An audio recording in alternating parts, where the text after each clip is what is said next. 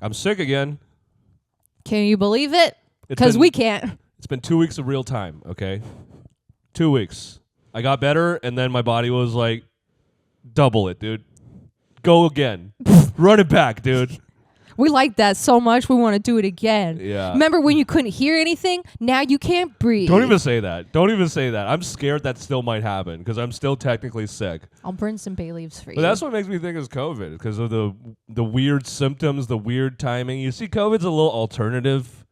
It doesn't like to be mainstream, you know? It's not just going to give you a sniffles and the chills and a fever. It's going to give you all those things, and then it's also going to take 100 points off your credit score, you know? It's going to make your mom a lesbian. COVID's weird. It's always blaming you for accidents that you didn't commit. Yeah, COVID did 9/11. Did you guys know that? Mm-hmm. COVID did 9/11.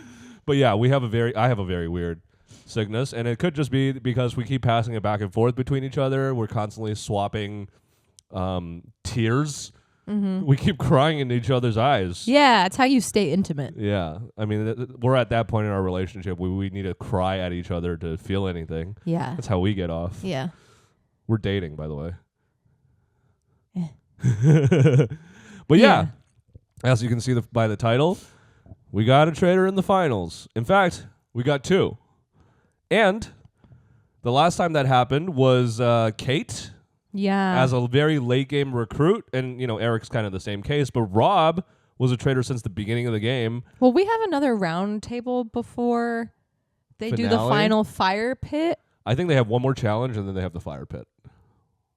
I feel like they always do one more round table. Maybe you're right. But I know that Alan said on the last episode, that was the last episode where somebody was going to actually reveal their identity. Now they're no longer revealing their identity. Yeah, maybe they do one more banishment. But made it to the last episode. That's pretty impressive for a traitor, and for how to be a traitor from the beginning and make it to the end. Right. And for how turbulent this season has been narratively, just it's had its highs, it's had its lows, and we've talked about it in past episodes, but we were kind of spoiled by season 3, Yeah. I also have a lot of mixed feelings that I feel like mostly is because of the release schedule. It's made this season feel more like a blip. So if anybody from Peacock is watching, Alan Cumming, I know you are, fucking don't do that again. Why? Why 3 then 2 then 1? Why? Yeah. Why you do that? Either release the whole season all at once or just do one at a time. There's no need for you to do anything fancy, okay? Yeah, especially... You're being COVID. That's what COVID would do. Yeah, that was such a COVID move of you guys. COVID oh my would God. release episodes 2, then 1, then 2, then 3, then 4. Then 5. Yeah, because I feel like a lot of the exciting things actually happened at the beginning of the season. And at this point, we've kind of just watched Rob, which we'll talk about, Yeah, but I think one of the things that last season had over this season is just the contestants were good at talking. No, They delivered excellent lines and good moments, and it never felt like the blood got bad enough where it got personal, And this season, there was a lot of personal ick.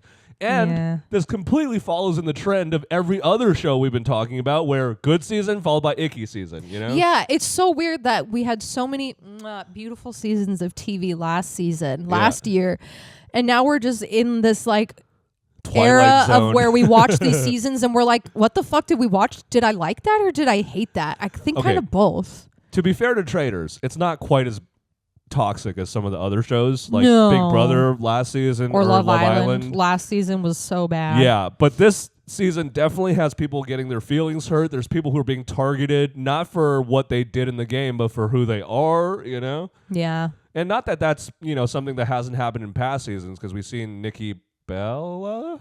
Yeah, they targeted her because they were just like... You're quiet. You're a wrestler. You shouldn't be quiet. You should be muscly. It's so and weird. Loud. Muscles are loud. Yeah. Muscles can't be quiet. Your traps are loud. Yeah, I feel like, I don't know.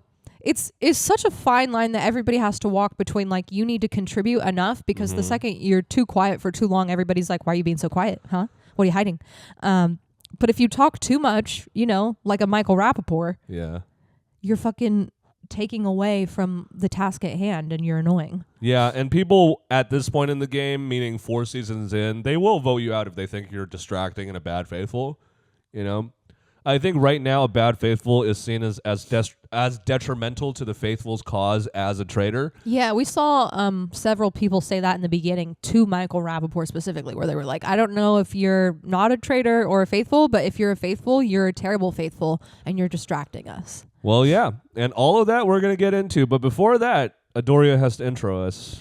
Welcome back to Sooki Sooki, the world's first Big Brother and Traitors sports podcast. Very nice. And I'm your host, Tian, and this is your host, Adouria, and we're going to be talking about a lot of stuff today. Yeah. Namely, the last 2 weeks, because, again, I was ailing, so I didn't have the energy to make a podcast last weekend, but we're going to cover the last 2 weeks, okay? Yeah. And last we left off, who had just been banished? Was it a traitor or faithful?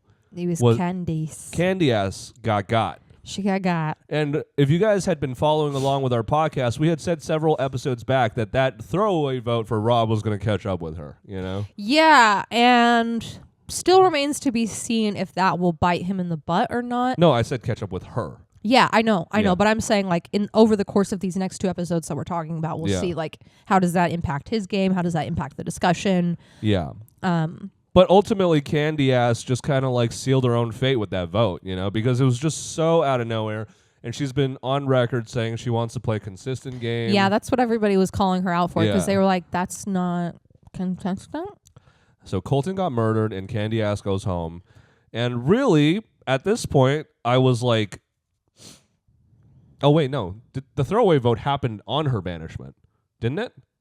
She did a second vote for him. She did 2 votes for him. Oh, yeah. No, that was during Lisa's banishment. Yeah. Okay. No, so she gets banished. Colton dies. And I never thought that Candice was an exceptional traitor. I think she was very well spoken. And she had a convivial vibe about her that made people overlook when she made silly things happen, you know? Yeah. Well, yeah. By silly, do you mean the conga line? Yeah, like when she does like extra stuff. No one like sees it. Something that we didn't know, because another thing, you know, that a lot of what we've seen in these seasons that we haven't liked is production being guilty of not showing us everything that we should see. Apparently they were talking about doing a conga line all day. So like that was totally normal.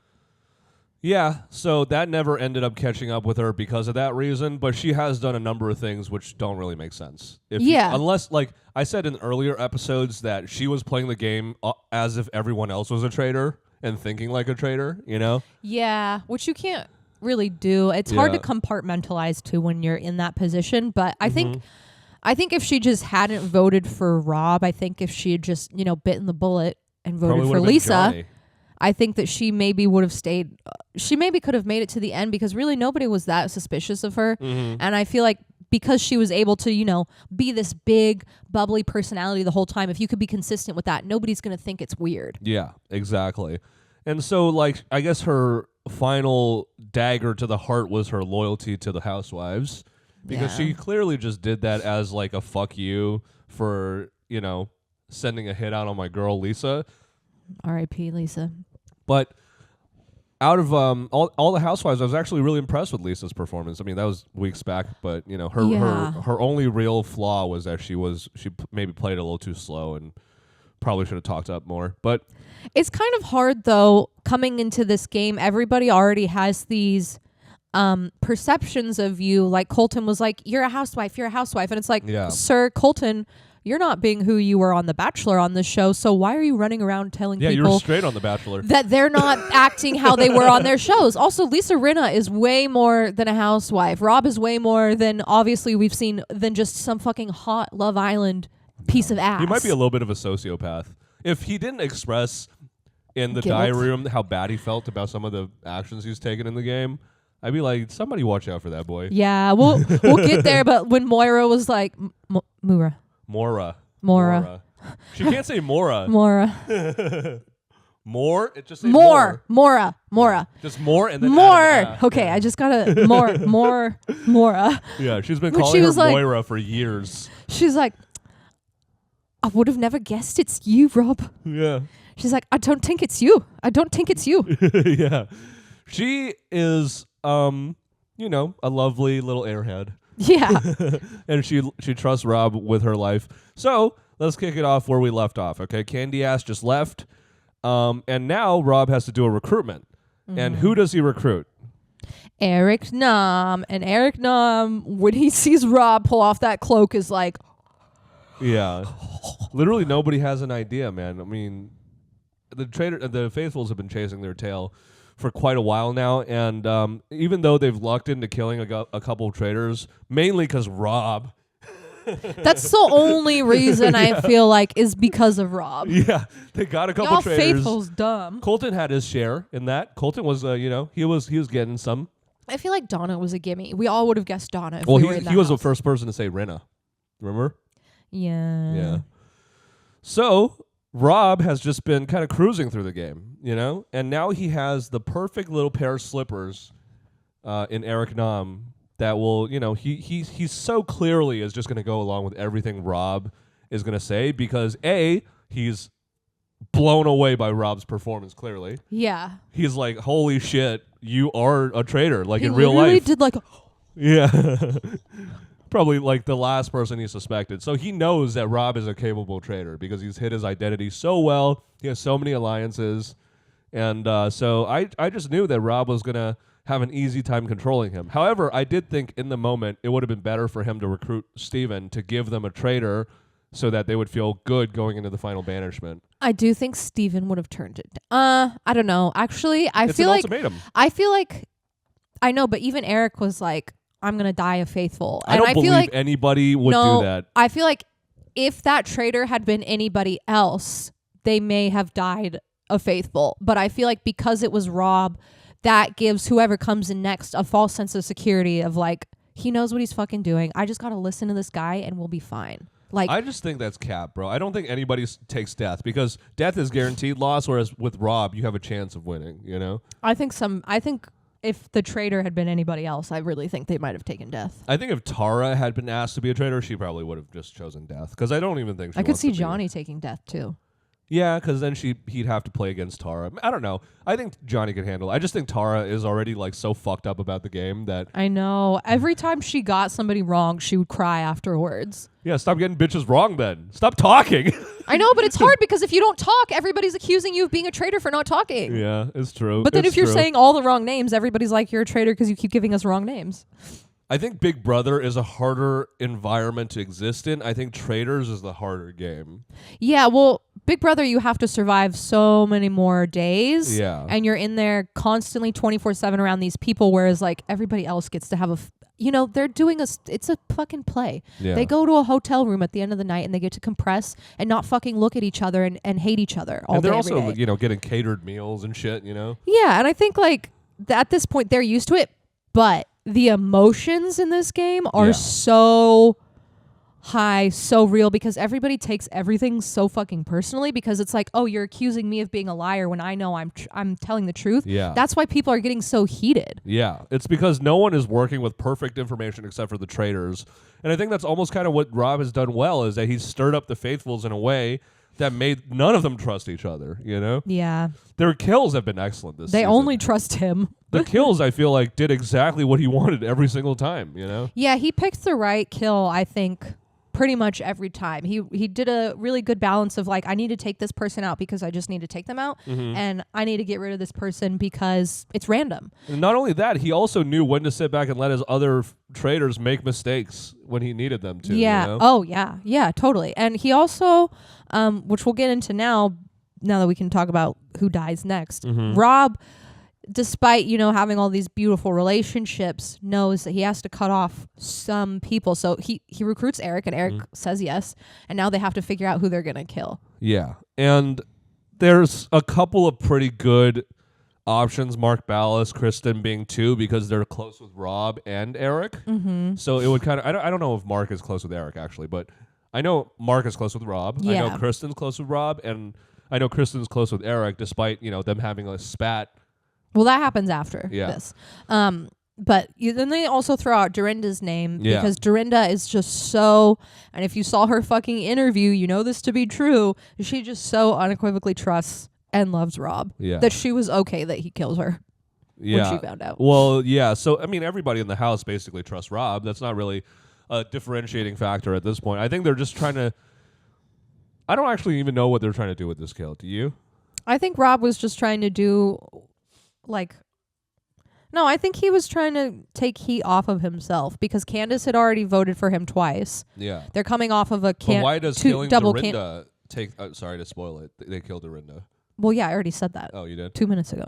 Sorry. But, yeah, he kills Dorinda because that looks good on him because nobody's going to think Rob killed his friend. But the thing I'm saying is they're all his friends. Not everybody. Like, it's very clear that some people are duos and some people are not. Like, Rob's closest ally, probably Mora. Got it right. Fuck yeah. Johnny and Tara, they're very much a duo, but not everybody's aware of that. Mark, I just why he can't kill Johnny and Tara because they both have heat on them and that'd be a waste. Yeah, there's no point. So he kills off Dorinda because I don't think... Also, they say, like, I don't think anybody's ever going to banish her. No, I'm not arguing with you. I'm just, like, trying to understand why is Dorinda a better kill than Kristen or Mark, who are more active in the conversations?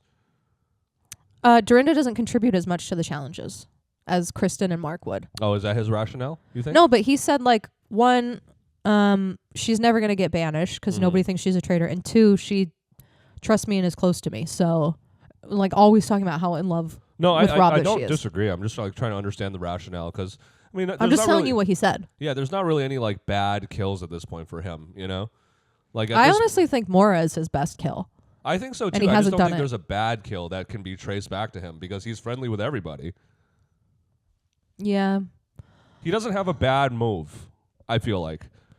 No one has accused him. I mean, a bad move would just be Tara and Johnny. Yeah, because that would be it's his like worst those move. are obviously going to be banishments. He's not going to kill Steven because. But even that would kind of behoove him because everybody has in the back of their mind that Johnny Weir might be a traitor, and if he kills Johnny, then that's going to throw them for a loop. You know? It's yeah, but then it could also off. be like, oh, well, let me start looking at the people I haven't looked at, Rob. They've already done that, and they have not come to the right conclusion. I know. Okay, so Dorinda dies. And... No, let me say one more thing about that. They've literally been like, okay, everybody I've been guessing is wrong. I think Tara said this, and she was like, so let me start looking at people that I'm not looking at. And then she doesn't even pick the right... She's like, but not Rob. Oh, there is a moment. I don't know what episode it was. This might have been like... No, this is in the next episode. You're talking about the Natalie and her conversation? No, I'm talking about there was a moment, I don't know, I think it was like a few episodes back in a different episode where Kristen was sitting with somebody and she's like, that man is a sweet man. I would never suspect him. Yeah. And it's like the most on point, like with it person in the game, the only faithful who's actively making anything happen and contributing. Yeah. To the conversation and like getting anywhere. I don't know. She's low-key Quentin, though. She's never been right. She's on to Eric. She's on to Eric. Yeah, that was her first right guess. But, like, she suspected Colton. She suspected... Yeah, but I was okay with that one because I needed him to leave. And I cannot wait for the reunion. She was always wrong, though. I think at one point she suspected Ron. Oh, maybe. Yeah, it's just like not a lot of people are actively contributing to the conversation. Yeah. Like Tara says everything wrong. Johnny's scared. Eric doesn't say shit ever. Yeah. Well, he stopped saying shit after he became a traitor, especially, you know? Yeah, I feel like he got scared after the, like, Tiffany incident. Even though he didn't really spearhead that. That was, like, Colton spearheading. But he jumped on it and was like, yeah, I heard her laugh. Like, I feel like he just, like, seems like he doesn't have any confidence or, like, is sure in himself. Yeah, maybe. Yeah, he seems a little bit, like, soft. He's scared. He's a softie. But yeah, so Dorinda gets killed, and we go into the challenges. And what are the challenges? So fun challenge. This whole season, I feel like the production has been just trying to find new ways to make it riskier for the traders, and just like get them out in the open. So this game that they're doing is like a giant Jack in the Box game. And it's kind of like the chess game where the faithfuls have to match their answers to the traders' answers. However, the traders haven't answered any fucking questions yet. So Alan's going to ask a question. Everybody's in these big ass boxes and the traders have to quietly climb out of these boxes, discuss their answers, pick an answer, climb back into their boxes without being heard. And then everybody has to pop out of the boxes like a Jack in a Box with their answers. And they're like, a lot of things are muffled, but they can hear certain things, Yeah, I mean the boxes are loud. They're like creaking. They're creaking wood boxes. So, and for every person that matches an answer right, they'll get an X amount of money. There's only 4 questions, and we're coming into this already. There's already heat on Tara and Johnny. And it seems like a lot of the answers are pointing towards them too, Yeah, so then we get to the challenge, and every answer the traders put down is Tara. So after like the third Tara, all of the faithfuls are like, we got to make money. Let's just start answering Tara and Johnny. However, Johnny and Tara did not understand the assignment, and they were like, we're just going to vote honestly. And everybody was like, we want fucking money, bitch. What are you doing? Yeah. It's a miracle that they're still here. It is a miracle that we'll get into it. They're in finale night. I literally said 3 episodes ago that Tara's whole "I'm bad at this game" shtick was going to come back and bite her in the ass because people were going to be like, I don't believe you. I don't believe you're that ditzy. Yeah. Yeah, and then one of their last questions was like, okay, you have to shortlist now 4 people for murder. Mm-hmm. So they had to climb out and shortlist 4 people for murder. Obviously, they shortlist Johnny and Tara to just, you got to keep throwing their names out there. Don't let people forget. Yeah. And then they also shortlist. I kind of feel like that's what their goal in this challenge is just to like subtly incept the name of Tara into people's heads. Yeah, they were just like, everybody's already on Tara. Yeah. Therefore, we're just going to keep answering Tara because it just Free fucks money. them up. Free money. And it doesn't tell them anything about the traders at all. It gives them 0 information except for that they are still more suspicious of Tara. I will say, if I were one of the faithfuls in that moment and I kept hearing Tara's name come up, I wouldn't think she's a traitor. I would think Johnny's a traitor trying to sell out Tara as a scapegoat. Yeah, because at that point, they haven't grasped the depth of their relationship yet. Yeah. So the people that get targeted for shortlisted for murder are Kristen, Tara, Natalie, Johnny. Yep. And something Rob says before they go into this round table is, he's obviously trying to buy himself as many weeks as possible. He still has the dagger vote, which is 2 votes. But he's like, I've noticed a lot of people are also talking about Steven. I'm going to buy myself an extra week because I know at some point they're going to banish Johnny/Tara. I'm going to hop on the Steven train. And I think that's so smart for him to pivot to somebody else, keep the people that everybody's already suspicious of, and then get yourself an extra week in Steven. he did that with Ron too. He changed. I mean, I don't even know if this is strategy or maybe just this time is strategy. But in past, he was just kind of like, oh, I like this person, Yeah, well, his reasoning, I feel like for Ron and Colton were like, I like Ron and Colton. I'm openly close with both of these people and talking to them. It looks weird if I vote for them. Yeah. So he's been very, very intentional about his votes. Yeah, and he's consistent. I think like one of his biggest strengths, we'll talk about this later, but he's just never been, not never, okay, he has been inconsistent a couple times. But for the most part, his opinions about people, his general takes have been pretty consistent, And he's not usually one to, he's one to snowball a conversation, but he's not one to bring somebody up. Yeah, he always lets somebody bring somebody up first, and then he would be like, I haven't really thought about that. Or, I don't really think about that. And he's really good at like not saying anything to incriminate himself. Like if somebody's like, oh, I think it's this person, he's not like, oh, blah, blah, blah, blah, blah. He's like, okay, let's talk through this and like figure out how you got there. I mean, I think like fundamentally, because Traitors is a game of likability and trying to build relationships, the fact that Rob is so good at just catering to people's egos. It's all about likability. Like I think about everybody who was in that, who was in the end last season. Like Dylan and Gabby, extremely likable people. Ivar, sweetheart. Yeah. I mean, Dolores nobody was going to suspect her because they were like, bitch, you voted for Tom Sandoval the whole season. We know you're not a traitor. Exactly. But we will see, we have differing opinions about the most recent episode, but I do feel like some of the pressure is getting to Rob, and we're starting to see him I agree with that. Crack a little bit, like throw a little hissy fit. We're getting some of that Love Island eye roll pool time that we loved. What we disagree on is whether that was manufactured or not, You feel like it's a genuine moment? Yeah, because we saw him lose his shit in Love Island constantly and be kind of bratty. So I feel like Why would he be upset in that moment about losing because he the cares shield? about the money. He cares that Mark Ballas sat back with $750 when he had a way bigger prize cash in his hand. He cares about the money. I don't know if I just don't buy it. I'm sorry, I just don't agree. But we'll get to it when we talk about next episode. We're still on the first episode right now. Yes, so we just concluded with the challenge. And what came out of the challenge? Were there any murmurs? I don't really remember it that well.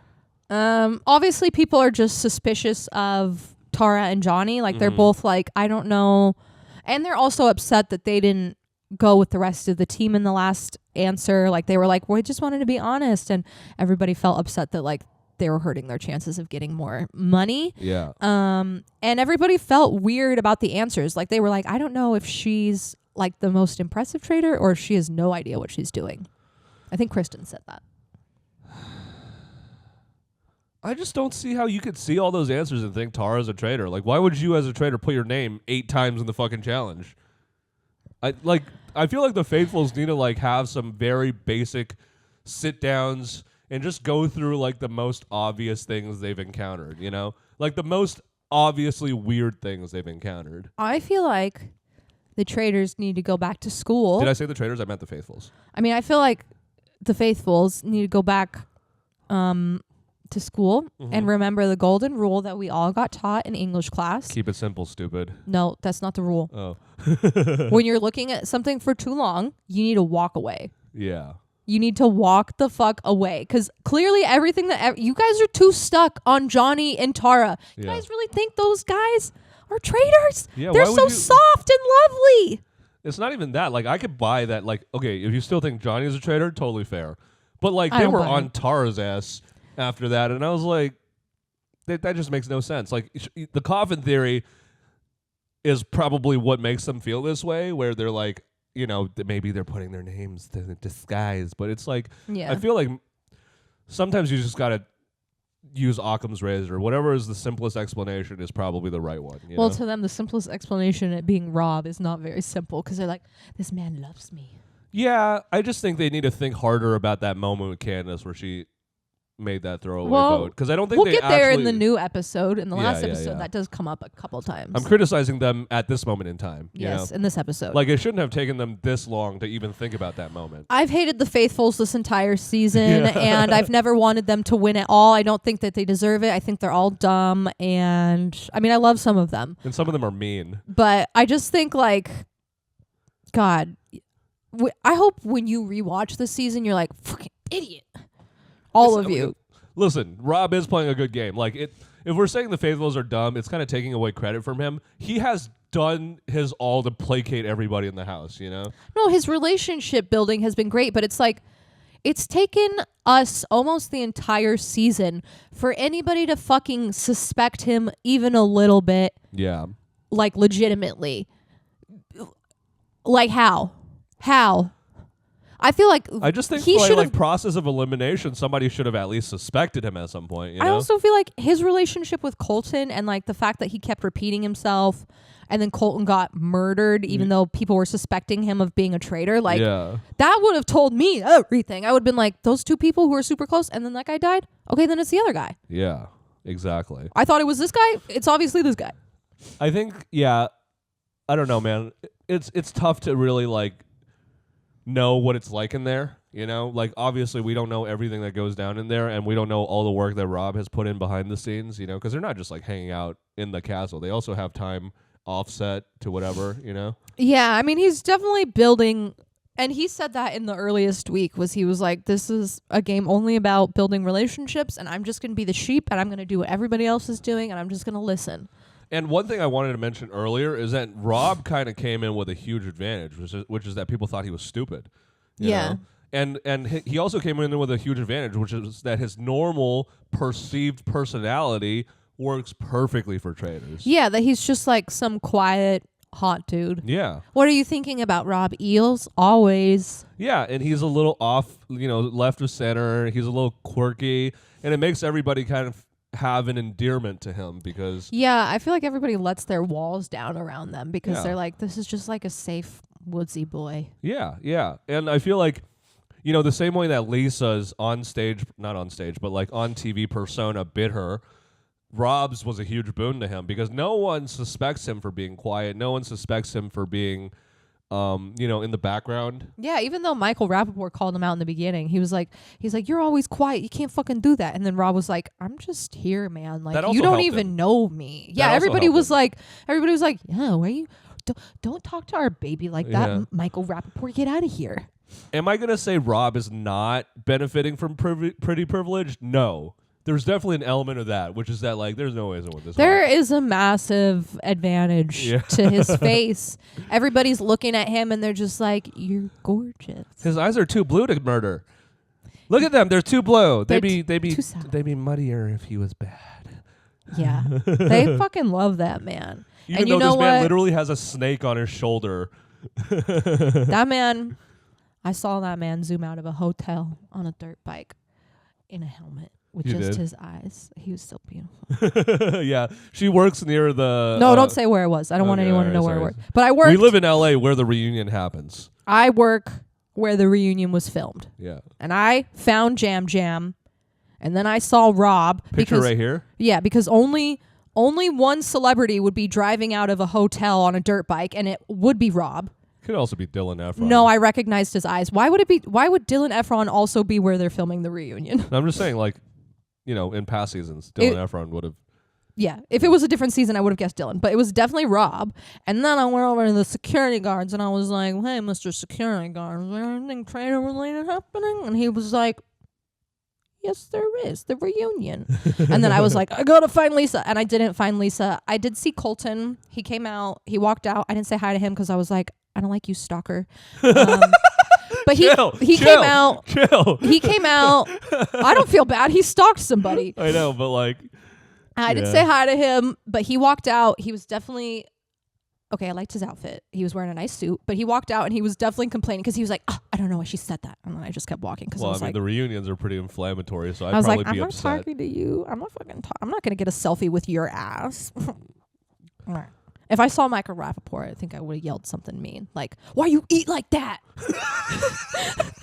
Why you eat like that, freak? You freaky little bitch. Yeah. Dude, Andy Cohen asked him about that on Watch What Happens Live and was like, do you eat like that in front of your poor, beautiful wife? And he was like... He has a wife? Yeah, apparently he has a wife. That poor woman. Michael Rappaport's wife, if you're being held hostage, blink twice. She has to be the most patient. Imagine he's like a completely different person at home. He's like the softest, I think gentlest. he's the same person. No, I think he's so just too. yelling all the time, and she must just like not talk ever. She's probably like him. She'd probably like him. They're You probably the think same. they both like eat plates in their mouths? Yeah. They just fucking shove food in their fucking faces. You have to eat everything on the plate, including the plate. I'm trying to picture Michael Rappaport's wife. I'm just picturing an animal. Just like a wild animal. Just like dude. a feral, yeah, a feral dude. lady. It's stupendous. It might be. From Crapopolis. Anyway, so we get through the challenge and we get to the banishment, the round table. Yeah. And all the heat is on the figure skating duo.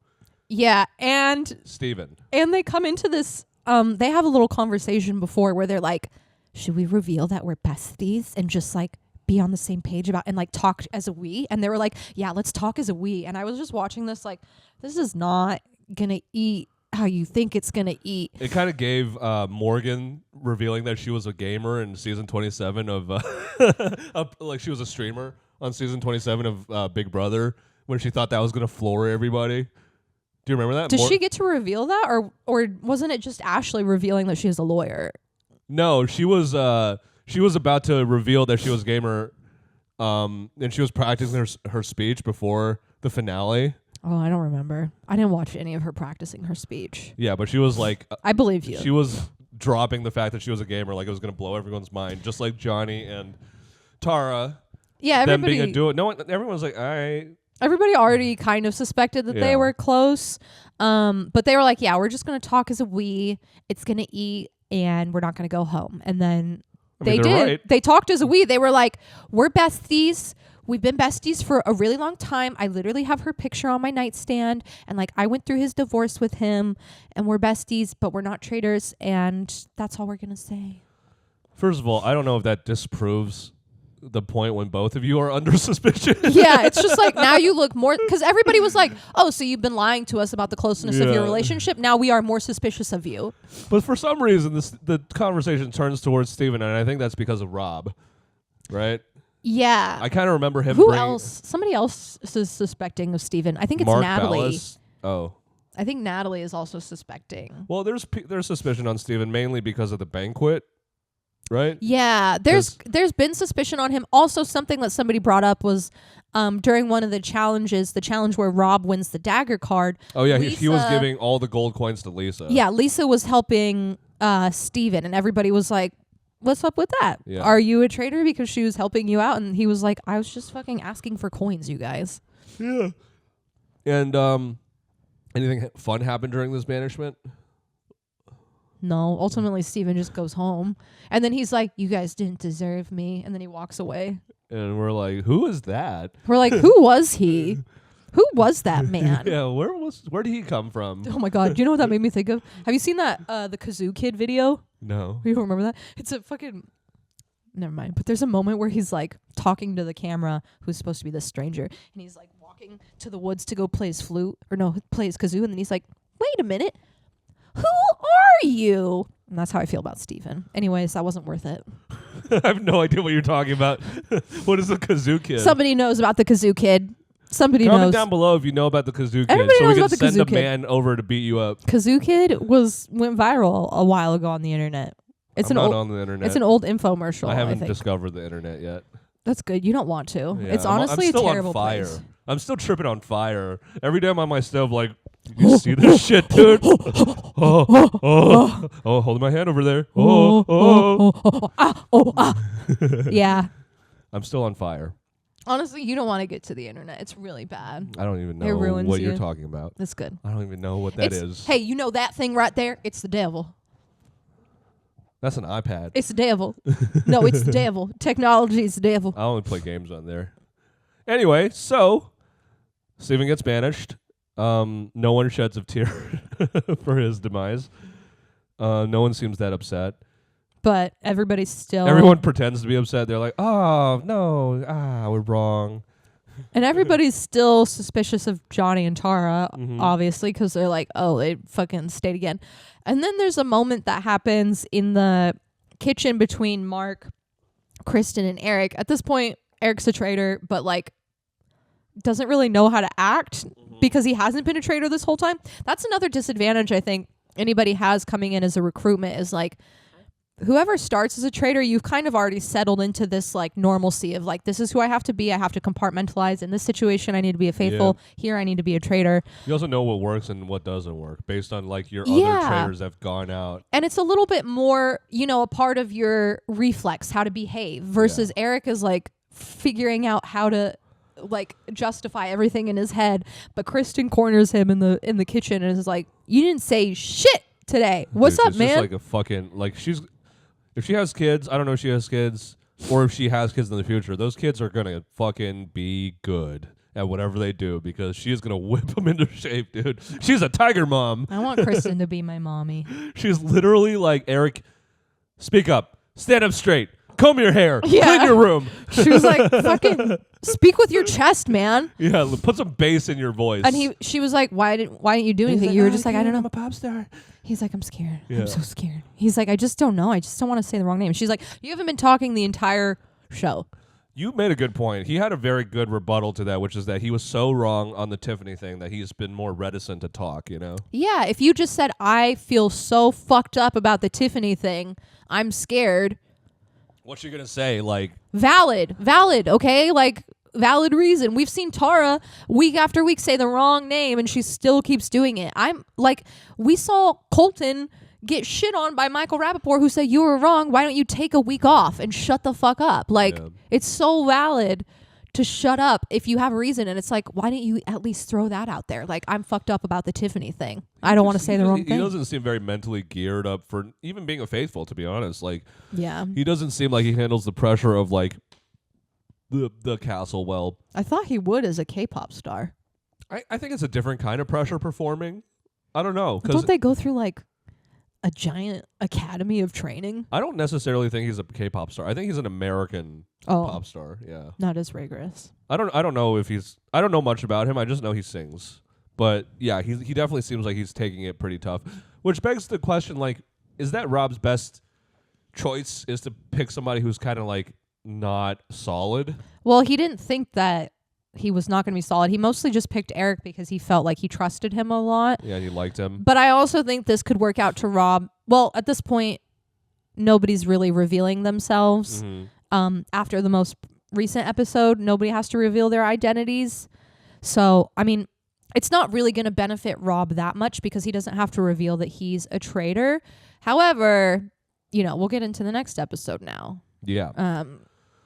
And we wake up in the morning.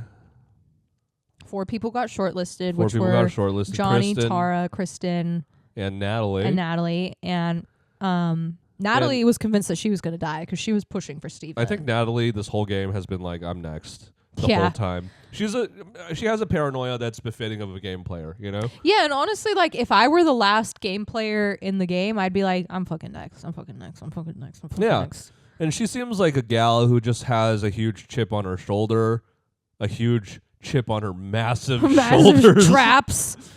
Yeah. And so, yeah, she doesn't die. No, everybody gets a Jack in the Box thing that they have to wind up, and it pops up and tells them who dies. And like we said, like Johnny and Tara, there's no point in killing them. They have so much suspicion on them. So, and Kristen just yelled at Eric, so it makes sense. Yeah, and they do kind of talk about it might be bad to get out Kristen because that could put more suspicion on Eric because he's the last person she was talking about before she dies. Rob was like, you know, this could come back to bite you. Yeah, but they also, I think, are like, we have no other option, really. Yeah. Like, she's too smart, and she's too honest, and she's too, she's too aggressive and in her gameplay. she's too guilt-free, dude. Yeah. I'm actually surprised nobody has suspected her. Nobody has suspected her ever. And there was even a moment, I think it was it was either before or after she died, but she was like, I feel good about my game. Like, nobody ever suspected me, not once.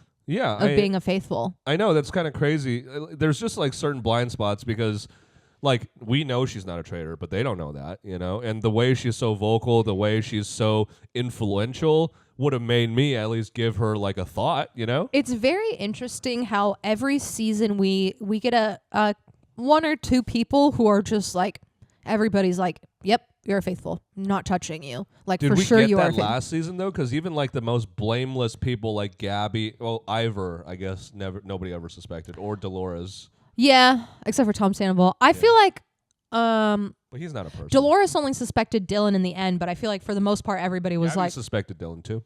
Yeah, well, I feel like she only suspected Dylan because Dylan threw her name out there. I don't feel like she really suspected him. But that's my point, is that even the people at the final 4, besides Dolores and Ivor, I guess, like, everyone gets a little bit of suspicion on them from time to time. Even Ivor, at a certain point, had a little suspicion on him. But there's always a couple people who are like, everybody's like, yep, you're for sure faithful. Like Peter Weber in his second season, everybody was like, for sure faithful. But just like Kristen, I'm just like, man, no one even thought about it. Like, the same way as Rob, she's like the female Rob in the castle. You know, it just so happens that she is a faithful. Yeah, and I think she just had good relationships, and I think people thought, like, she's very confident and solid, and I think people, when they see people who are not confident or inconsistent, that's what makes them think somebody's a traitor, because they think, oh, you're hiding something, and you can't handle it. Yeah. And I think Kristen was a good murderer because, obviously, like, nobody suspected her, so she was not ever going to get banished either. Yeah, and removing the threat of her is more impactful to their game at this point than whatever repercussions that may draw towards Eric, especially because Rob is really like in the clear. Yeah, they did talk about getting rid of Natalie. That would be good for Rob because of their relationship is so close in the game. But he's also close with Kristen, so yeah. There's not really a bad kill at this point, besides like I guess Johnny or Tara. Yeah, so Kristen dies. Everybody no longer has to do their homework in the house. Yeah. People they can are eat junk food. Oh, there's a moment before they get into the game where Tara pulls Natalie aside and is just like, it's not you. And Natalie's like, yeah, I fucking know it's not me. What? And she's like, it's not you. I think it's Rob. And Natalie was like, I've never looked at him, but maybe I should start. Yeah, Tara was suspecting Rob because of the throwaway vote, and then Natalie kind of bit onto that idea because she was like, why am I still here? Yeah, she was like, I feel like I have a traitor angel watching over me, protecting me. And she does. Yeah, and Tara's just like, I think it's weird that she voted for Rob when she's trying to play a consistent game. It feels a little bit like traitor on traitor, which, like, because of season 3, that's never gonna go away. That's forever gonna be a thought in the back of people's minds, as if somebody gets out as a traitor, whoever they went after, are you also a traitor? Was this traitor on traitor? But that's also just like, it's just common sense, because in that moment, why would Candace put Rob's name if he wasn't a traitor? Think about it. Yeah, and it took people a really long time to like revisit that and be like, what's that about? Because they were all just like, you said you were going to play an inconsistent game, or you said you were going to play a consistent game, and now we're confused, so we don't trust you. Because the faithfuls, listen, here's the information you're operating under, okay? I'm going to teach you a little lesson in being a faithful, okay? Here's what we know. At this point, Candace voted for Rob. Rob voted for Lisa. Lisa is a traitor. Candace, why did she vote for Rob? Because Rob voted for Lisa. Why would she vote for Rob because Rob voted for Lisa? Because she's trying to defend her fellow traitor. And why would she vote for Rob for going after a fellow traitor is because he is also a traitor. Think about it. I also just think, like, most of the traitors that they've gotten have been because of he's pushed for it and made some sort of final good argument. So it's like, I would be like, wait a minute, he's fucking got us all the people. Maybe it's the case of, like, they only remember who spoke first, you know? Because he never speaks first. Yeah, that's very true. Yeah. I think also they're just, like, you know, when you have drinking water, my throat is scratchy. You know, when you have a hard time finding something, like you lost your keys and then it ends up being in like the most obvious spot that is in front of your face. Mm-hmm. I feel like that's what's happening with the faithfuls. The most obvious answer is no longer obvious to them. I don't know if it's obvious though, because I again, at this point in the game, it has to be. I just feel like they didn't take the time to properly think about all the information they've had. And somebody who was very good at putting like clues together was Ron, and you know, he's gone now. Everybody else just seems to be going off vibe more so than anything else. Yeah, they did a really good thing by getting rid of a lot of the game players earlier, because I think Rob Sesternino's might have been the only person who could sniff out the other Rob. We need some Rob on Rob, because like, how did he in the fucking second week was like, there's a murder in plain sight happening right now? Yeah. I mean, maybe every season we're going to get a savage named Rob. There's always going to be a Rob. There always has to be a savage Rob. Yeah. But, so Tara and Natalie have this conversation. Natalie feels emboldened by this because she feels like she has back. She's kind of out of allies at this point. All the game players are gone. You know, she doesn't have like a solid duo at this point. Yeah. Especially with some of the suspicion thrown on her because of the banquet, you know, because of Loki, how she crashed out over nothing. Yeah. Everybody was like, she's we're like, not forgetting about it. Give it to me. She's like, I want it. I'm gonna die. Yeah. Listen, Natalie, nobody's killing you, okay? I would be scared to fight you. Yeah, man.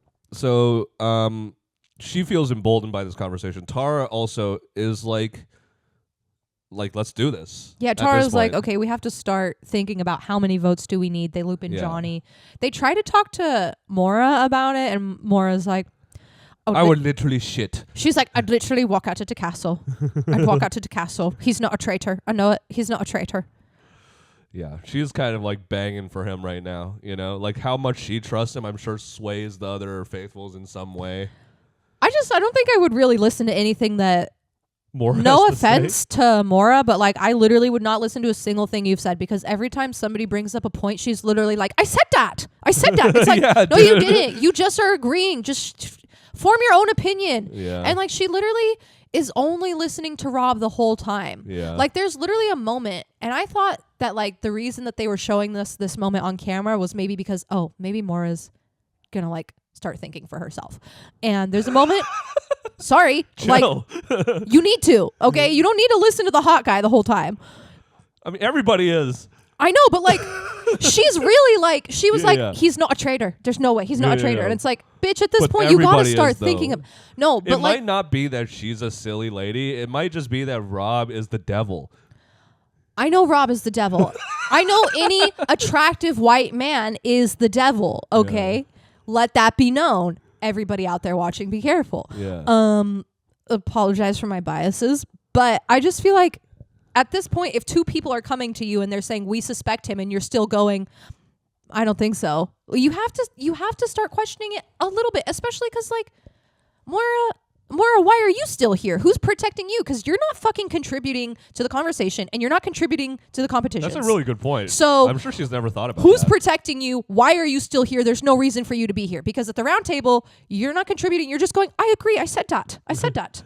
But there's a moment where her and Rob are talking, and Rob is like, so this is the plan for tonight. And then he walks away, and she's just like sitting there, and she looks like her wheels are turning. And I'm like, oh my God, is she going to be like, why is he bossing me around so much? Like, and why am I? I thought that was going to be the moment because they showed her on camera for such a long time. I was like, please start thinking of him, because that would be an amazing turnaround. I thought you wanted Rob to win.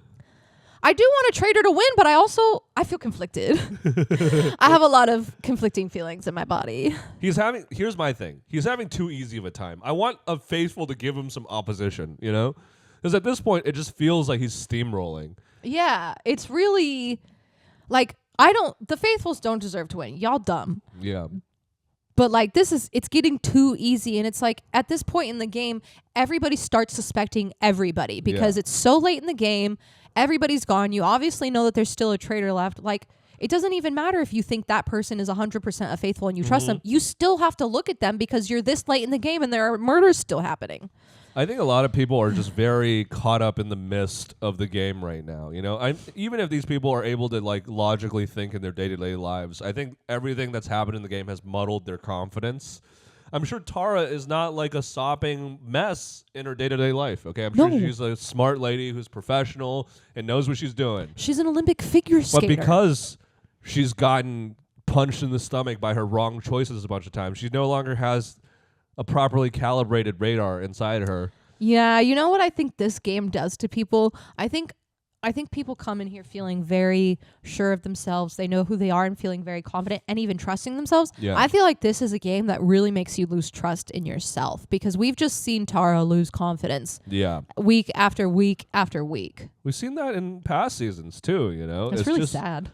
But that's the beauty of the game, is that it makes you feel real things, you know? I mean, like, Traitor is not like a very complicated thing to understand. It's a game of Mafia. But what they've executed really well is they've created environments and cast in a way where the people are going to have conflict and they're going to blame each other. They're going to falsely accuse each other. Feelings will be hurt. And that's what creates these great moments, especially the moments like CT and Chriselle, where it's like after all that stuff, after all that suspicion and all that infighting, you still chose each other and you were right. You know? But that moment where Chriselle wanted to vote for CT, excellent TV. And that's what the Traitors creates. Yeah. Because, like, look at Chriselle doing the right thing. This person who's the closest person to me, who I have a very deep relationship with outside of this game, I am still suspicious of you. Yeah. Moira, take note of Chriselle. I don't think she's really, like, fully checked into the game, in my opinion. I think she's, like, She's kind of like a passenger at this point, you know? I feel like she's just focused on like whatever is put in front of her. So she's like, okay, there's a game. I'm only thinking about the game. Yeah. Okay, there's a round table. I have Rob's back. I'm just going to go for this person. It was kind of adorable hearing her scream, "I'm so good at this game!" over and over again. I really loved watching her in the circus game because Yeah. she looked like she was having such a good time. Yeah, and when she has fun, because she's Irish, it sounds fun for everybody. Yeah, I love hearing her talk. Anything that she says, even if most of the time she's just going, "I said that." I Yeah. like hearing her say it because it sounds funny. So yeah, we get to the challenge, and the challenge is what? Something. Oh, sorry. Before we get into that I think you mentioned, and I'm not really confirmed, but like I feel like it's pretty obvious at this point. But it's very clear that they're being very intentional in who's going in what cars. Because the car split up situation was Natalie, Tara, Johnny. Yeah. A perfect opportunity for them to continue talking about this, and they are fully isolated away from everybody else. And like we both have mixed feelings about this because that is kind of influencing the game. Like, Yeah. you shouldn't give them they should have to find opportunities to talk in secret, like Big Brother. You Yeah. know? They shouldn't Yes. be given like a private room for them to discuss their plans, because that's you giving certain people more time to do what they want to do. You know? I feel like they should pick out like what they should all filter into the cars themselves. I'm sure part of it is like, okay, this keeps production on schedule if we just like shove you in this car, shove you in that car, but like it does bring in the integrity of the game. Like this was my problem with Deal or No Deal Island, was the challenges were not timed and people could just pause the game and go have their own asides, which is like, no, you can't do that. You're in the middle of a fucking game. You should be under a time constraint. Like, we need to have pressure. We need to have because also it looks suspicious when people are trying to find opportunities to talk to each other and then they're spotted alone together. That creates other suspicions amongst other people. I guess in a way, you can kind of see that as the Faithful's turret. The same way the Traitors have their private time to discuss their plans, the Faithfuls need, they don't get an entirely vacuum sealed area because the Traitors are listening in, but they need their own time to talk too. I that's how I would rationalize it. I still don't agree with it. Yeah, and like knowing that there's a large amount of things that I'm seeing online that have been cut out, like the whole conversation of the conga line, like that's very relevant to the game actually, because it didn't make sense to me that nobody brought up Candace and nobody talked about her or brought up this conga line. Oh, because I didn't know that they were fucking talking about it the whole time. Yeah. The conga line was no longer relevant to the game. It never became relevant to the game. Yeah. So why even, anyways, so we get to obviously it's unrealistic for us to expect every moment to be shown on camera, because that would be hours and hours and hours of Traitors per episode.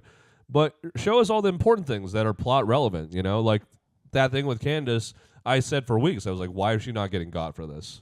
Yeah, I feel like in all of the like bad seasons of TV that we've seen recently, or just like messy, production has, for whatever reason, just kind of forgot how to, I don't know if it's like prioritize or what, but it's like you're not showing us things that I feel like you obviously would know to show the audience, like to key them in on. Not to lump Traitors in with the rest of the messes, because overall, I don't think production really fucked up that hard. It was just like a couple of things. No. Like Big Brother production was like on some fucking bullshit. Even though it ended up in the most compelling season of television I've ever seen in my life. Yeah. I think their only like faults were maybe a couple casting choices this season, but also, you didn't like Michael Rappaport has been on Bravo. He's known how to talk to like gay people. Like, you don't expect him to go on there and just be a total fucking douchebag the entire time. Yeah, I knew that he was just somebody who never stops talking. Yeah. At a loud volume. And I know that, like, because I've seen him on Watch What Happens Live. He's very opinionated. Not all of his opinions are formed in anything real. They're just kind of vibes, whatever he feels. Yeah. But like, how to talk to Andy. Yeah, exactly. Like, he's interacted with people. You're in a very like kind of diverse open community by being a part of the Bravo community, which is why I'm confused. I'm also like, why does that community also accept him? I don't know. It's strange. I don't know. Who's having fun? I don't really want to talk about Michael Rappaport this late into the game. Let's just get on to the banishment. Yeah. So we get through the challenge, which was the circus challenge, right? Oh, yeah, we didn't do the challenge yet. The challenge, and I don't know, for whatever reason, Tara and Eric, they had medical reasons that they could not participate, but this game is kind of similar to a Big Brother game where you have to spin around and then you have to get let go to go run and do something. Yeah. They have the ballerina game. So they had to get on a ride and they had to go in a circle, and then they got released. They had to unstrap. They had to go find a stuffed animal with an amount of money in it and then get back to the roller coaster in time. However, something that Alan left out was that every round a chair is going to be gone. So it's kind of like a game of musical chairs also. Yeah, it is just a game of musical chairs. Yeah. It's not like, it just is. It's a spinny game of musical chairs. Yeah, it's musical chairs plus. Yeah. And so every round someone gets weeded out. Rob is the first one to get cut, and he has a very uncharacteristic crash out, which we discussed earlier. She thinks is him cracking under the pressure. I think it is characteristic. It's also him cracking under the pressure, but I think instead of like that being a genuine reaction, I think it was like he feels pressured this late in the game, so he felt like he had to act up. Yeah. I don't know. I think like because he yelled at Mark for being like, why did you sit down with $750? He specifically mentioned the money amount. And I feel like as a trader, you always care about how much money you're getting. That's their main goal. Aside from just like making it to the end and surviving. And I feel like I watched him all Love Island. And I feel like that crash out was very much within his character. Okay, we all remember the pool incident. We remember every time he rolled his eyes. Okay, I think it's very much within his character to be a little baby brat tantrum boy. I just feel like for how late it is into the game, it felt like his final Hail Mary to try to like seal the deal, you know? That's how I feel. I don't think you're wrong. I don't think I'm right. That's how I feel. Yeah. It just felt No, it doesn't feel like a artificial. wrong It felt like right. there was a layer of artifice, you know? Yeah. Because, I mean, I'm not the only one who feels this way because everybody interpreted it that way. Yeah, Natalie mentions she thinks it's really bad acting. I just Yeah. feel like because I saw him on all of Love Island literally just being like a little bitch boy the whole time, that I feel like The whole time is not the whole dragging time, him. but like for a lot of it, like if I had $1 for every eye roll, I would be getting a real good drink right now. I don't know. I just feel like it's in his character and he's probably exhausted having to put this front on and is just kind of like, okay, now we're at the end. The money really matters. No, I don't disagree. I just don't think so. Sorry. Yeah, you don't have to think so. Yeah, we have different interpretations of the event, but whatever it is, he crashes out, and it does make people suspicious. Yeah, and this kind of hurts Mark's feelings a little bit because Mark is like, oh, now I've realized I'm on my own. Yeah. Like, I'm actually not as close with Rob as I think I am. Rob's number one is probably Mora because he's not screaming at her. Why did he choose to scream at me? Yeah. And then Rob was like, I'm not mad at you. And then Alan was like, you're mad at the game, baby. Oh, yeah, even Alan's kind of fucking babying him. Like, what the fuck, dude? Yeah, that's what I'm like. He's the like, pretty you're mad at the privilege is game. ridiculous. You're mad at the game. Yeah, even Alan's trying to fucking back him up. What the fuck? Yeah, I just thought that comment from Alan was so funny when Rob's like throwing a fit. He's like, I'm not mad at you. I'm not mad at you. And he's like, you're mad at the game, baby. Yeah. So Rob kind of overplays his hand, in my opinion. Yeah. Whether you think it's authentic or not, he overplayed his hand there. Yeah. You know? And it made Natalie think that he was acting like, you know, he was doing a bad job acting. Yeah, she thought that he was upset over the shield, and she was like, he's never been upset over the shield, not having the shield. So she was like, I don't know what the fuck's going on there. And then we get to the end, and it's Eric, and it's Mora, and Mora's like, I'm actually good at this game. I'm actually good at it. She's like, I'm having so much fun. Yeah, and they get their money. What ended up making people suspicious of Natalie? Well, was it Rob who? Rob and his crew were kind of already talking about Natalie because they're like, we feel like she's the last game player. Oh, because she came into breakfast being like, I thought I was going to die. I thought I was going to die. I was convinced I was going to die. And she just keeps saying she thought she was going to die. And I think that, like, Rob already came into the next morning being like, I'm going to go for Natalie. I really want to push Natalie to be out because that'll buy me an extra week. And it was really sad at the round table because Rob wasn't making good points. No, he lost his shit. He was like, do you guys want me to defend myself? That's why I feel like it's in his character that he's just like losing his shit. That's why I feel like it wasn't acting, because at the round table, everybody was going back and forth talking about if they think it's him or not. Yeah. And Natalie's making all of these really good points that nobody's fucking listening to or absorbing. And then he just like loses it at some point and is like, do you guys want me to defend myself? Yeah, he does not do a good job of defending him, but he has so much relational equity in the castle at this point that it doesn't even matter. And especially because Natalie has acted selfishly, not acted suspiciously, acted selfishly. People are more likely to vote her out because they just don't like her as much. Yeah, people think if you're selfish, you're automatically a traitor because they feel like, at least for a large part of the game, it very much needs to be a team group effort. Yeah. It's not like, nobody's ever sacrificing the many for the one. Yeah. They're very much like, we have to do what works for everybody. And Tara comes into this round table being like, I've said a lot of shit that's been wrong. I'm going to let Natalie take the lead and just talk. You can't do that after you fucking proposed the plan. I know, you literally approached her. And I mean, but she felt apprehensive because in the car ride home, she was like, I don't know that we have enough votes to do this because we have to get Mora, and we have to get Eric or Mark. Yeah. And I don't feel like any of those people are going to vote because Tara was but like, the way you get those people is by speaking up, bitch. yeah, but Tara was like, I think maybe we should wait a week. And Natalie was like, one of us might be dead tomorrow. Yeah. So they get into the round table, and Tara's like, I'm not going to speak. I have some feelings, but I'm just going to let you guys, somebody else take the lead this time, which, like, why even say that at all? Yeah, why even bring up Rob's name? And then she ultimately ended up voting for Natalie.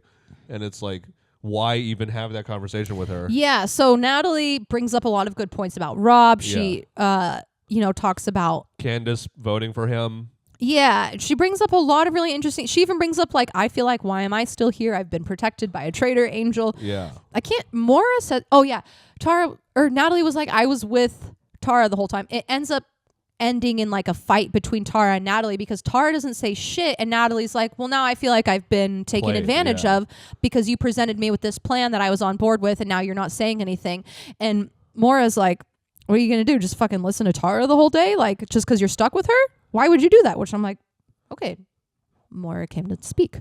And also, that's not a good point when you've been listening to Rob the whole game. Yeah, it's a little hypocritical. Yeah. It is. I didn't think about that. It's very hypocritical. Mora never says anything of value at the round table. She kind of just shits on people and snowballs on other people's points. Yeah, she's always just like, stop talking, or I said that. Yeah. And she's like, yeah, I don't really like her more. I'm not gonna lie. I liked her on Love Island, and I was excited for her on this season, but I guess I don't know what I really expected from her. I just think she's annoying.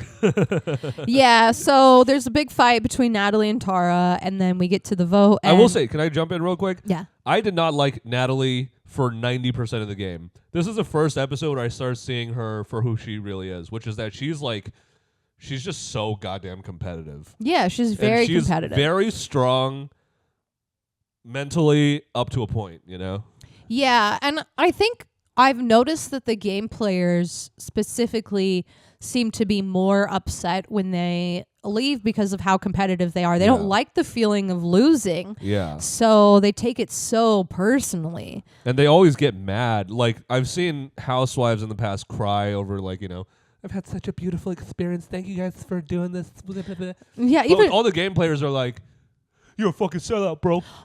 I can't believe you. I know even Tony on his season, like after he had left, made an Instagram post blaming the girls for getting rid of him. And then Wes was like, fuck you all. I hate you. I will kill you in real life. Yeah. I have a gun and I will find you. I have daughters. I'll kill you with them. I'm a girl dad. That gives me the right to kill one man. Yeah. It gives me the right to kill several men. Yeah, the round table was really sad. Rob activated his dagger power, obviously, because this was the last week he could use it, and he felt like he was, kind of... He lost some aura this episode, I can't lie. Yeah, because he's cracking a little bit. He's cracking a little bit. And, here's the thing about Rob. His one thing that I've said the whole season, he has not been pressed. And I want to see what he looks like when he's pressed. Well, we saw him get pressed, and it wasn't pretty. Yeah, and that's why I'm like... You want me to defend myself? It's not necessarily... I think I want the Faithfuls to win. I want somebody to give him a run for his money. I want somebody to pressure him enough where he has to actually think on his feet. Yeah, and he's kind of had a really easy ride this whole time, which I feel like is maybe why he's cracking, because he's like, oh, I'm not used to having to defend myself in this way because I haven't had to. Yeah. Yeah, so the round table happens. Natalie... Wait. Oh, we didn't say Natalie got banished yet. Yeah, Natalie gets banished. Okay, Natalie... Because we're already at an hour and 14, I was thinking we could just fold this discussion into the Rob's good moves part. Okay, I like that. So yeah, we're just gonna... Can I mention something before we get to the discussion? Sorry. So Natalie goes home, and I can't remember what she said, but I liked her exit because I was like, damn, you got him in the heart. She was like, I try to be strong. I try to put up like a steely... Yeah, she's like, I try to be strong. We're like, yeah, we know. Yeah, we know you try to be strong. And she was like, sometimes people take that to mean that I'm cold or I'm vicious or I'm like, overly competitive, but it's really just because I want to be strong. And then, obviously she's a faithful and everyone's like... Tara gets really fucked up about it. I think everybody on a certain level does, because this was like slaughtering a lamb, She's the only one who cries about it, though. Yeah. She is like sobbing. She is just like, I'm beside myself because I feel so terrible, because she's most at fault for that. Yeah. You approached her with this plan and didn't say shit. Yeah, and you now she's basically gone because of sabotaged her. you, which, will throw its own suspicion on you. But, yeah, she was just like really beside herself. And that helps her because several people were like, you can't act that. several people were like, that is an authentic reaction. That is not a lie. And then at the end, we see Mark be like, I'm on to Eric still. I'm still suspicious of Eric. People are not really on Rob. People are still suspicious of... Everybody is suspicious of Eric. Everybody's suspicious of Eric because Eric didn't say anything at the round table. Again, he never says anything. And Mark is like, well, if I die, I think it's Eric. Yeah, and the final murder, Alan informs us, has to happen in person, right? So they have to pick who they're going to murder, and then Alan's going to wake everybody up from their beds, wakey, wakey, bad surprise, and then he's going to tell them who's going to die. So they basically kind of just have to react like they don't know. Yeah.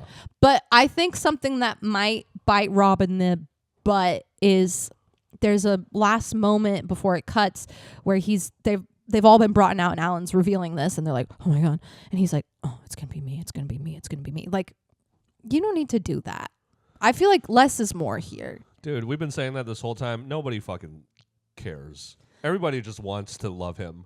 Yeah, okay? like you don't need to. That it almost perverses the game a little bit because of how much people like him. Not that that's a bad thing. Obviously, you want that as a traitor, and he's done a very good job. But it's like, I wish there was one detractor at this point. I mean, Natalie's gone now, so there's literally 0 detractors. I think the only thing that might hurt him. I mean, at this point, nothing really. I think could hurt him that much because nobody really has to reveal their identities anymore. Yeah. But I do think if he starts doing more like, oh, it's going to be me, it's going to be me. Like acting? Yeah, like that wasn't necessary. That comment is not necessary. But here's the thing, man. He's been doing that this whole time. He's been like giving people more information than they need. In multiple cases, like him and with Colton copying his speech. These little moments... Yeah, you didn't need to do that. Yeah, these little moments where it's like you didn't need to... For example, you didn't need to throw that tantrum over the money, Yeah, there's definitely a few things that I'm like, this should have hurt your game if you were surrounded by smarter people. I don't even know. It's not fair to call them dumb because I genuinely just think that he has such a thick mist over them that they can't see clear. Yeah, and something that he did... mention that we've talked about a lot, and now we can really get into the discussion topic, but I think this is one of his best things that he did in the very beginning was like, I'm going to do really well at all of these competitions so that it doesn't look suspicious that I'm never murdered. So that's why I'm like, why would you even make this comment at this point? Like, nobody's suspicious that you're not getting murdered. They all think it's because of your looks and how much you contribute to the conversation. Like, nobody's ever been suspicious that you're not murdered. He's feeling the pressure more than there is actual pressure present, He thinks that more people suspect him than actually do. I think because of that round table, he feels a little bit like wounded, but everybody's very much on Eric still. Yeah, and time will tell, when we get to the final flame, whether people will actually let him get past. We'll see, but we'll see if we get a second traitor win. Segue. Yeah, I would love to see a second traitor win. But all that Rob talk is a great segue into, we've already talked a lot about his triumphs, but what you just said right now is, I think, like the crux of his game is that every decision he's made for 90% of the game was intentional, Mm-hmm. Yeah. He had like a clear idea of what kind of person he wanted to be in the castle, what he was going to do, how he was going to survive, how he's going to cover up the way he was surviving. Yeah, he was very much like, I think he did the right thing because something early on he said, he was like, I'm just going to be a sheep. Whatever everybody else is doing, that's what I'm doing. Didn't actually end up being the case because most of these conversations turned when he entered them, So he ended up being like a very influential voice. But whether it's because of the way he is or maybe the way that people feel about him, no one seems to remember that he's been a big influential voice in the house. Yeah, I think because you're right. He's never the first to speak. Yeah. So people are not always associating like, oh, you put this person out there. Except for like maybe the Candace roundtable, he was maybe the first to speak. But yeah. So I think like one of Rob's biggest boons as a game player in Traitors is the fact that he had a clear game plan and he was consistent with it. You know, he knew who he was going to vibe with, and he stuck with those people. Yeah, and he didn't really do too much. Like like I think about Danielle last season, maybe she got too ahead of herself by being like, I need to think X amount of steps ahead of me, whereas Rob was like, I just want to focus on like building really good relationships, being invisible, and contributing to the games enough that it doesn't look suspicious why I'm still here. And I think that's the right thing, is like, don't start thinking about how do I get to the end game. Just for a second, think about how do I form relationships and how do I ensure that I'm here week after week and that it doesn't look suspicious that I'm here week after week. Yeah, and a good example of somebody who actually successfully pulled this off is Vince Pinero from last season, where he was just thinking moment to moment, how can I stay in this game? And guess what? He got second. I hate that he got any money. I hate that he got a single penny from Big Brother. But guess what, dude? He had a plan, a similar plan to Rob, and he executed it, and it worked out for him. He also threw a little bitch fit at the end. He threw several bitch fits at the end. Yeah. His were way worse than anything we've seen from Rob. No, I mean, it's not fair to compare them. However, I will say, like, one thing I want to criticize Rob, especially because of this week, is that, like, I've always wondered just, like, how he was going to do spur of the moment. He was very good at planning. He's very good at, like, thinking about things ahead of time and trying to, like, map everything out. In the moment, I don't think he's that good. Yeah, he's not a great improviser. He has to really go into it. Like, he was like, I need to go into this. Every time we've seen him be like, before the competition even happens, he's like, okay, who am I going for at the round table? Steven, because that's who everybody else is going for. I'm going to push for I'm going to push for Natalie this week. Yeah. So definitely a very, like, structured game plan he's running, which makes it, like, I mean, if it had been any other season of Faithfuls, I wonder if it would have worked out as well. Because, like, it would be interesting to see him on another season. Yeah, it would be, because everything went according to plan for him. You know, but, like, I would have liked to see if one thing didn't go according to plan. Yeah. Yeah. Like, even, like, Rinna, that was, like, a slight wrench in his plans because he really wanted to keep the Traitors together. Yeah, he was trying to keep them together for as long as possible. Yeah. But I think, like, his biggest, like, instrument of success is just how likable he is. Yeah. He's likable without being outwardly extra. Like, Colton is likable to some, I'm sure, because of how extra he is. He doesn't need to do that. He's a very comfortable likable. Yeah, and he's like, you can passively like him. I'm not saying that this is part of his game, but he's hot, but not in a way that it's like, oh, this person thinks that they're above me. He's never used his, like, looks.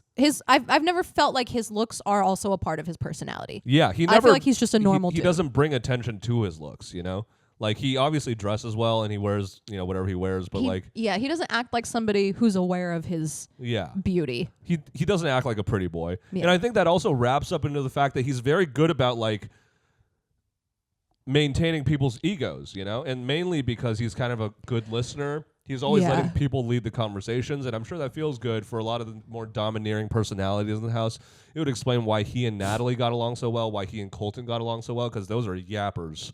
You know? Why he and, like, the housewives worked well together for a certain amount of time. Him and Maura, like, he is a very, like, it's so clear that he spends most of the game listening and sussing things out before he says anything, you know? Yeah, he's very... you see him, like, his wheels turning a lot. Like, whenever anybody asks him a question, he's not answering immediately. He's like, I haven't really thought about that. Let me think a little bit more. Tip for life is that if you don't know how to answer, just wait. Just think about it. People will respect. It works really well in job interviews. Also, there is beauty. There's, like, something beautiful about being like, I don't know, or I haven't really thought about that. Instead of just giving an answer to give an answer, which I feel like could be more suspicious or get you in more trouble, just be like, I don't know, or I haven't really thought about that. Yeah, and I think he also played up that element of his personality, like he's kind of an airhead, because he did say that an extreme amount. Like, I haven't thought. It's almost like he was trying to, like, subtly enforce the idea that he's not thinking about the game. Yeah, know? And I feel like he did this also to not incriminate himself or get himself in any hot water. Anytime somebody presented him with a name, he wasn't like, oh, yeah, it's that person. He was just like, I haven't really thought about that. Let's talk through this more. Yeah. And like compare that to somebody like Mora, who's like, oh, I thought that. Yeah, and that got Colton in trouble because Colton was constantly throwing names out. Yeah. Versus like nobody's ever been like, Rob, you threw out this name, this name, this name. Yeah, because Rob is always the second to speak.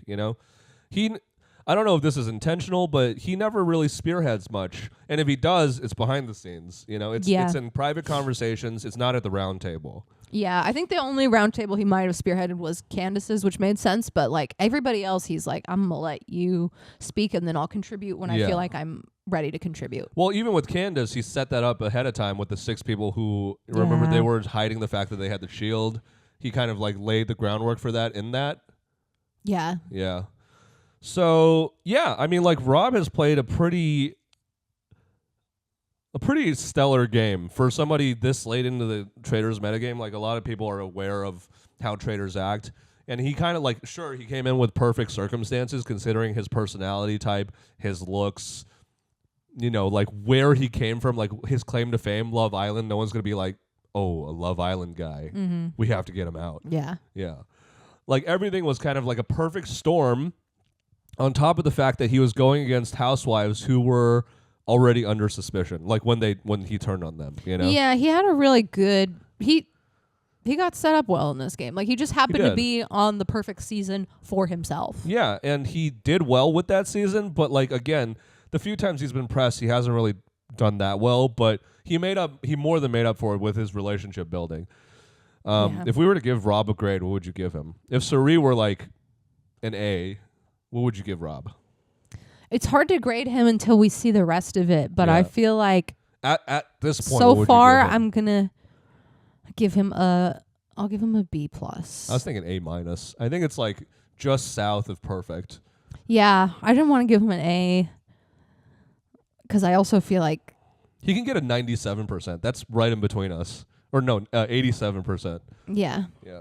87%. Yeah. Rob.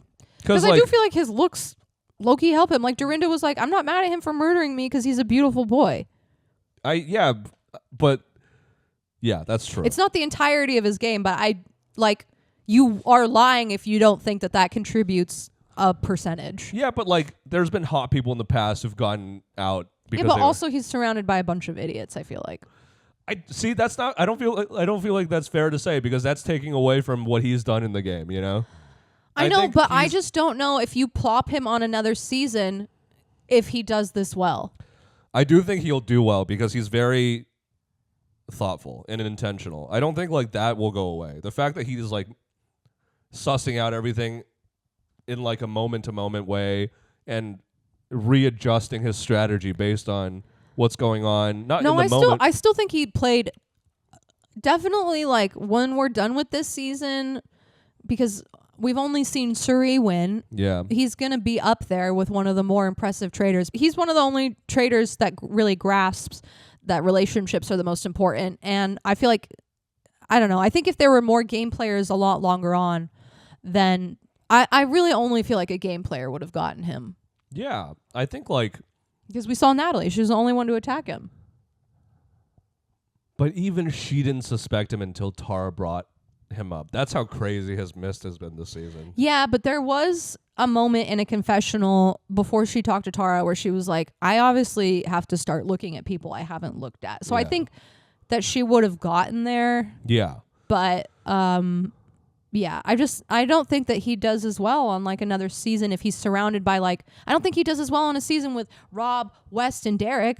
Like he doesn't do well on that season with those beasts coming after him. No, unless I mean, one of them tries to work with him. His circumstances definitely helped him. I don't think he does badly though. I think he's likable to dudes and girls. Yeah, and ultimately like his and I can see him striking up a relationship very akin to Dylan and Rob. Yeah, I could totally see that. Yeah, and I think just because we've seen how well he builds relationships this season, that's a skill that really carries over. And I think as long as you're focused on building relationships, that's really all that matters in the game. Yeah. Because if you have people supporting you, it doesn't matter like how weird you're acting or who suspected you. Because if you have people backing you, if they don't have the votes, they're not coming for you. Well, you still have to be relatively consistent because Dorinda and Lisa were close, but she still said it's kind of weird that she's been quiet. Yeah. So it's not just about relationships. You have to be consistent too, Yeah, but that's that was an unfair advantage for Lisa because everybody thought that she was going to come in acting like a housewife, and she was like, you guys realize that's not the only thing I've done with my life, right? Yeah, I get that, but at the same time, it's like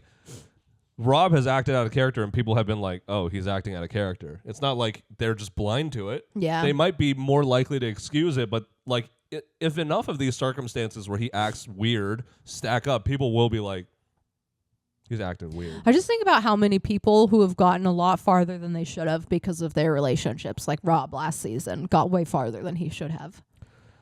But that's discounting their relationship building. It's part of the game. No, I'm saying he got further than he should have because of his relationship building. But saying should have means that you think he should have gone home earlier. But yeah, because it was so obvious that Rob was a traitor. That's what I'm saying. Is it was so clear to everybody by like week 3 that this man was a traitor. But because of his relationships, like even Dylan was like, I'm still not going to vote for him. I guess what I'm saying is it just sounds like you're discrediting that part of the game, the relationship part of the game. I feel like this is me saying that the relationship building part of the game is more important. Okay, well, I agree with you. I think relationship I don't building think you're is the understanding most important. It's the most important thing in this game. And if he's able to nail it on this season, I don't see any reason why he can't do it on another season. I think like he's also capable of like taking a backseat to powerful men. Like he's totally fine with being like the second in command as long as he's still getting what he wants, you know? I'll say that the strategy of relationship building can really help you if you make mistakes. Yeah. Because there were so many moments where it was obvious to everybody that Rob is a traitor in last season, and because of his relationships, he stayed. There you go. That's definitely like more in line with what you're saying, I think. There we go. Now we got there. Because like if you're saying like he shouldn't have stayed as long, it just means that like I don't want to if he didn't have the relationships that he had, I don't think he would have stayed as long. But because he was so good at building relationships, maybe Robs are just good at building relationships. I mean, Rob Sesternino didn't really get a chance to show what he was made of. Rip Rob. But yeah, and I think that's enough glazing of Rob. I'm hungry. We're going to play some games now, okay? Yeah. Yes. We're going to play some games because that's how I feed myself, is with joyful energy. Yeah, all game right. time. First up, we're going to be building our ideal Traitors players from bits and pieces from myth and legend. Ooh. So that means gods. That means mummies. That means Slender Man. Whatever counts as myth and legends. Okay, me. Urban or otherwise. And our categories are going to be brain, body, mouth, spine, and heart. Okay? And these are kind of self-explanatory. If you take 2 seconds to yourself, I'm sure you can figure it out. But I know a couple of you guys out there are a little bit slow, so I'll explain it. Brain is how smart and strategic you are. Body is how well you do in competitions. Mouth is how likable you are, you know. Switch over just a touch. Thank you. Spine is it's just like It's kind of like your X Factor. Yeah, your X Factor, like how willing you are to take risks, you know, how fucking amped up are you all the time. And then last is heart, which is how endurance, and last is heart, which is your endurance. How hardy are you? How good are you under pressure? You know, how long can you last in the game through sheer will? And we're going to be pulling from myth and legends, okay? And I went first last time. You go first this time. Ooh, okay. Okay. For my first pick, I'm gonna pick the mythical creature, a phoenix, because it could literally get burned and then rise again. For what part? For heart. Oh, okay. For nice. endurance, because that's good. What better way to survive than being burned alive and then coming back? Hey, that's true. Being immortal does kind of make you very endurant. Yeah. Is that a word? Endurant. It makes you endure. Yeah, it makes you endure. That's a good pick. I like that pick. All right, for my first pick, I'm going to pick Hercules for body.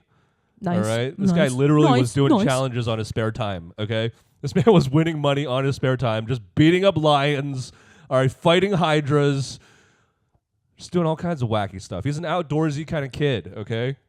Half He's god. kind of like Rob, but like with more muscle. Nah, I picture him more like, he's more like sunshine, energetic, Yeah. Yeah. He's a golden retriever. Yeah, yeah. So for body, I pick Hercules. Nice. And then for mind, and then for brain, no, not brain.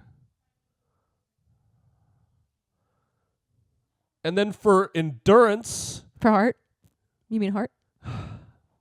And then for heart,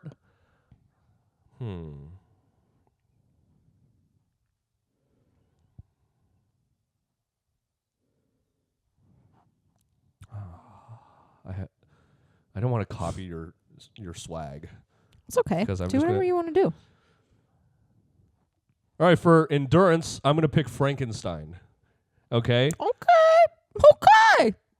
Need a new arm? No problem. I'm already building a Frankenstein, and I'm taking a part from Frankenstein to build my Frankenstein.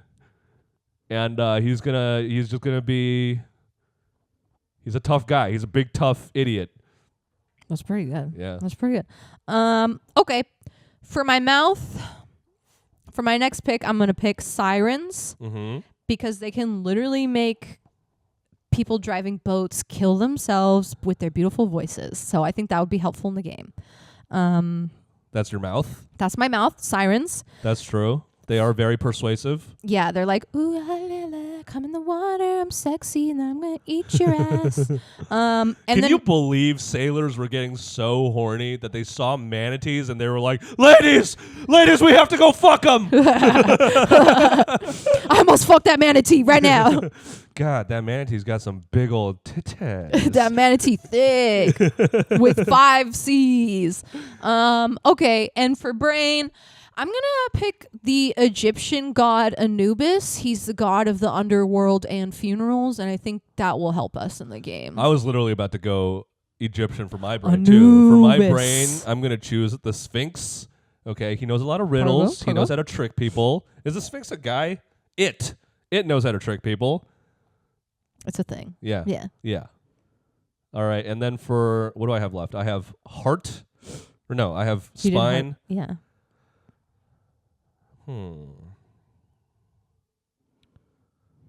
What is a very chaotic legend? For spine, I'm going to pick Loki from Norse mythology, okay? Most commonly known as a trickster, as a person who's unpredictable, as a god who's unpredictable, and kind of chaotic neutral. That's a pretty good pick. And I have one last pick, right? Or is it your turn? I do 2 and then you do 1. All right. Okay, for my next pick, I have body. Okay, for body, I'm going to pick the goddess Artemis, who's Zeus's daughter, goddess of the hunt, knows how to use a bow and arrow, so I feel very biased towards her because I just signed up for an archery class. So I'm going to pick her because I feel a relationship with Artemis. Nice. I still have I still got to do spine. There's so many that I don't know. Okay, I got to pick. Almost missed my girl. For my final pick for spine, I'm going to pick Medusa. Wow. Why? All the obvious reasons. Which are? You can't even fucking look at her and she'll fucking turn you into a statue, man. Why is that helpful in the game of Traitors? Because she's eliminating the competition with her hair.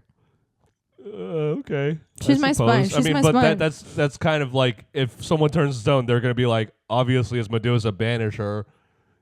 No, because they can't say anything because they're stone. I'm saying the people who aren't stone. Well, she turns them into stone. We're trying to pick people for a game of Traitors here. I think she does well with her snakes. I think how? They help her. I don't know how that helps her. Because they could also help her in competitions. Extra hands. Okay. I mean, sure. That's okay, for spine, I'm going to pick Genie because 3 wishes are helpful and they're always tied to something fucked up. So something bad will happen to whoever makes the wish. Okay, that's a better pick, I think. Sorry, and then Medusa. for mouth, I have mouth last. A mythical mouth. A mythical blabbermouth. Who's really charming? Who's legendarily charming? Can't have sirens. Pick that. Who's a really loved. For I don't want to keep picking Greek gods. For mouth, I'm gonna pick Dracula. Oh. Because guess what, dude? For him to have any kind of power over you, he has to be invited in first. And how does he get invited in first? He has to be the most charming motherfucker you've ever met, okay? He has to be invited in to kill you. And he still kills people because people are schmucks. And that's why he'd be a good traitor, because the faithfuls will invite him in, and then he's going to suck their blood. Dracula. Yep, and that's my final pick. It's pretty good. And let me know in the comments down below why I won. All right, next game. Let me know why I won, because I picked a phoenix, so you're fucked. That was a very good pick. Yeah. That was your only good pick. No, that's not true. Fuck you. Anubis was a good pick. What's next? All right. Next up, we're going to be playing Keep 4, Cut 4. We're really trying to rush through this because this has been a fucking doozy of a recording. You don't know the hell that we've been through for you. You better fucking like, comment, and subscribe for the hell that we've been through. Like, comment, subscribe. Okay. Next game we're going to be playing is Keep 4, Cut 4. Past Traitors Edition. Woo! Past Traitors Season Edition. Yeah, so this is 1 through 3, not 4. Because we talked about 4 enough, frankly. Yeah, I'm over it. First up, Dylan Efron. I mean, winner, you got to keep. You got to keep the winner. Okay. Next up, Kate Chastain. 2 seasons, you got to keep. Keep. Doing a lot of keeps already. Yeah. Next up, Sam Ashgari. He's handsome. Keep. Plus, he was kind of a bloodhound towards the end. Yeah. Next up, Gabby Winfrey. Windy. Gabby Hoffman. She's funny. Keep. That's all 4 of your keeps? Yeah. Okay, so the next 4, you got to get rid of them. Yeah. Chriselle. Cut. Kyle Cook. Cut. Phaedra. Cut. Suri Fields. Cut. That was the only bad one. I almost nailed it despite being a silly Billy. I know, I kept Suri on the bottom because I was hoping you would have already made all your keeps by then. I was doing it for the meme, but guess what? That's how good I am at lists. It's almost a perfect list. It's not a perfect list. But it's almost You kept Kate. She's terrible. Nobody likes her. She's been on 2 seasons. Yeah, but nobody liked her the entire time. What are we keeping her for? For the Traitors season or what? Or for just for me to keep? For me to keep in my pocket. Are you going to keep her and her baby? Does she have a baby now? She got a baby. I'm done talking to y'all. I'm done, all right? We're mad. I'm fucking sick of it. By the way, this episode is going to be an audio-only episode with the exception of the clips because Apple is a bitch. Is just go in your phone, turn off standby mode. You'll thank me later. Right now. All right. Well, thank you guys for watching and thank you guys for listening. And I take back my thanks for watching because you won't be. Thanks for listening. Bye. Bye.